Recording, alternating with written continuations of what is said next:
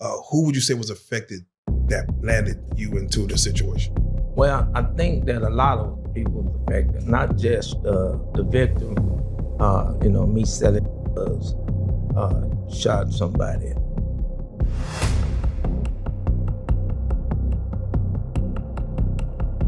And most people that was affected, my mother, my brothers and sisters, and my son, because when I got locked up, he was in his mama's stomach. So he never did get opportunity to see me till 15 years later, which is, then just my friends, everybody was affected. When you go to prison, you don't realize who you hurt until you in there, and you hurt people all kind of way. I remember my niece, who was about 2 years old. My sister brought her down here, and she used to always hold my hand in the visit room and ask me when I'm gonna come home. And I didn't know when I was gonna come home. I thought maybe I would come home in 3 years.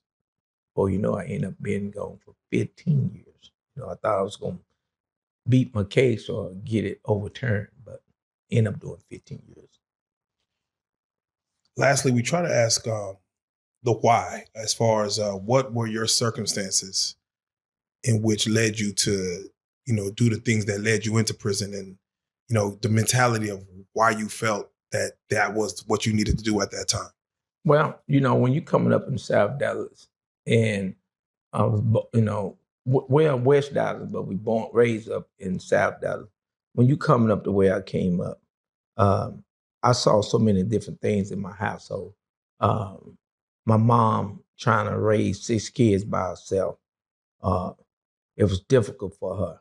And I was next to the baby. So coming up, I end up trying to help my mom. You're a kid and you seeing your mama struggling, or you coming home from school, y'all furniture getting set outside. We lived all over South Dallas, you know what I'm saying? Miles, Jeffrey, Goon, on the other end, Holmes and Parnell, and we live all over Dixon and Bonton. We live everywhere. And a lot of people, we wondered, why y'all live everywhere? My mom, trying to take care of 6 kids ain't easy, and we kept getting behind rent. And so what led me into the streets, I remember one time, I think I was 8 years old, and my mom wrote a note. She was decided that she couldn't do it no more. And so my mom wrote a letter, and she said she loved us, and she feel like, somebody else can, do better, can give us a better life. So my mama tried to commit. So when I walked in the room, I walked in on her, and she was trying to jump off these 3-story apartments, and she was in the window. So I said, "Mama, what you doing?" She said, "Get out of here." I said, Mama, hold up, Mama," like that. I said, "Don't do that, Mama, don't do that." She said, "Get your butt out of here, boy," like that. And I said, "Well, Mama, if you don't do that, I'll take care of you." That's when I first told my mama to take care of her.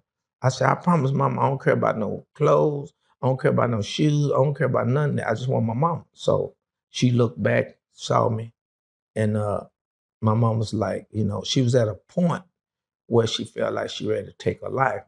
And, that led my mama from not just want to commit, but it also, through all the depression and all the hurt, she was end up drinking, and she started to shoot dope. And I know my sister and brother don't want me to talk about that, but I'm just gonna keep it real.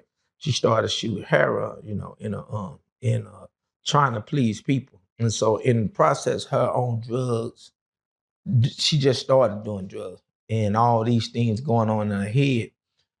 I guess she felt like that I can just end my life and it'll be over with. But I think I was about 7 or 8.